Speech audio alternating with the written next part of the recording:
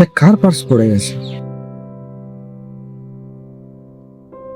ওদিকে কিছু লোক বসে আছে, ওদেরকে জিজ্ঞেস করে একবার দেখি। ভাই, এটা আমার পার্স। দাদা, এটা কি সত্যিকারে আপনার পার্স, নাকি আমাকে তুলতে দেখে চাইতে চলে এলেন? ভাই, এটা আমারই। আমি কেন তোমাকে মিথ্যে কথা বলবো? সে তো বুঝলাম। দেখুন, টাকার খিদে ভালো মানুষের মনেও লোভ এনে দেয়। যদি সত্যিকারের এটা আপনার পার্স হয়ে থাকে, তাহলে বলুন এটার মধ্যে কি আছে। ওখানে ওখানে ভোলানাথের একটা ফটো আছে আর কিছু টাকা আছে, দেখে নিতে পারেন।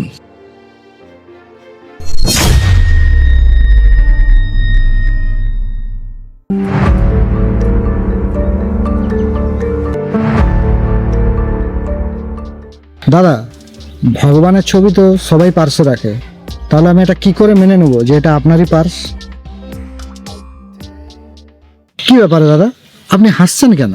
হাসারই তো কথা দাদা। আমি ভগবানের পরিচয় দিলাম, তবুও মনে হচ্ছে আমি মিথ্যে বলছি। ভগবানের পরিচয় দিয়ে ব্যাপারটাকে কেন গোল গোল করে ঘোরাচ্ছেন? আমিও একজন ভোলেনাথের বড় ভক্ত। আপনি যদি এই পার্স নিতে চান, তাহলে আপনাকে এই পার্সের মধ্যে আর কি কি আছে বলতে হবে। 2 মিনিট সময় হবে দাদা? তাহলে ওখানে বসে আপনাকে সব কথাগুলো বলতাম। চলুন তাহলে।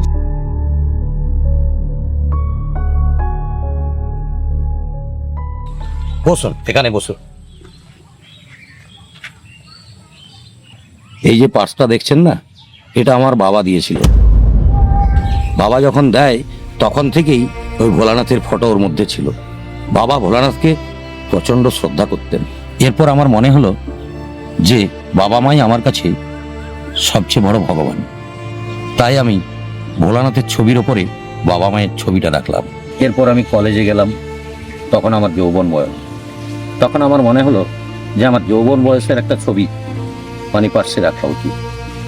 আমি কি করলাম, বাবা মায়ের ছবির ওপরে আমার ছবিটা রেখে দিলাম। এরপর কলেজে একটি মেয়ের সঙ্গে আমার প্রেম হলো এবং কিছুদিন পর আমরা বৈবাহিক বন্ধনে আবদ্ধ হলাম। তখন আমি মনে করলাম যে আমার স্ত্রীর ছবিটা আমার মানি পার্সে রাখা উচিত। সেটা আমার ছবির ওপরে আমি রেখে দিলাম। কিছুদিন পর আমাদের 2টো ছেলে হলো। সেই ছেলের মধ্যেই আমি যেন গোটা পৃথিবীটাকে দেখতে পেলাম। তখন আমি ভাবলাম যে আমার ছেলেদের ছবিটা আমার মানি পার্সে রাখা উচিত। তখন আমি আমার স্ত্রীর ছবির ওপর আমার ছেলেদের ছবিটা রেখে দিলাম। দাদা, আপনি খামোখাই আমাকে কাহিনী শোনাচ্ছেন, ডাইরেক্ট ম্যাটারে আসুন না। ডাইরেক্ট ম্যাটারে আসছি ভাই। ছেলেরা বড় হলো, চাকরি পেল, বিয়ে দিলাম। এক ছেলে বৌমাকে নিয়ে বিদেশে পাড়ি দিল। আরেক ছেলের বউ আমাদেরকে ঠিক পছন্দ করতো না। কিছুদিন পর তারাও বিদেশে চলে গেল। এরপর মনে হলো আমাদের ছেলেরা আমাদের হাত থেকে বেরিয়ে গেছে। তখন আমি ওই ছেলেদের ছবিটা ওখান থেকে সরিয়ে দিলাম। পড়ে রইলাম শুধু আমি আর আমার স্ত্রী। কিছুদিন পর আমার স্ত্রী মারা গেল। আমি যখন স্ত্রীর ছবিটা দেখতাম তখন আমার নিজেকে ভীষণ একা লাগতো। তাই ওখান থেকে আমি স্ত্রীর ছবিটা সরিয়ে দিলাম।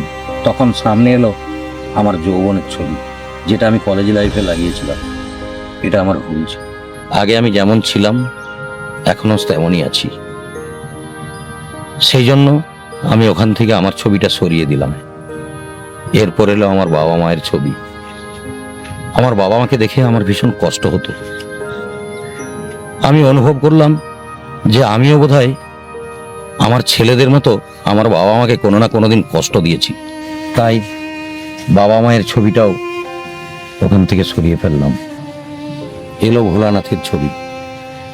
এই ছবিটা আমার বাবা আমার পার্সের মধ্যে ভরে আমাকে দিয়েছিল। ভোলানাথের ছবিটা দেখে আমি মনের মধ্যে ভীষণ শান্তি অনুভব করলাম। ভগবানই তো পরম সত্য। তুমি এখানে সেখানে যেখানেই দৌড়াও, শেষে সেই ভগবানের কাছে এসেই পৌঁছতে হবে। তাই বলছি ভাই, তুমি পার্স থেকে টাকাটা নিয়ে নাও, পার্সটা আমায় দাও। না না ভাই, এটা আপনারই পার্স, আপনি নিন। ধন্যবাদ। আজ আপনার জন্যই জীবনের আসল সত্য আমি জানতে পারলাম। আমাদের সবাইকে পৃথিবীতে অতিথি হয়ে আসতে হয়।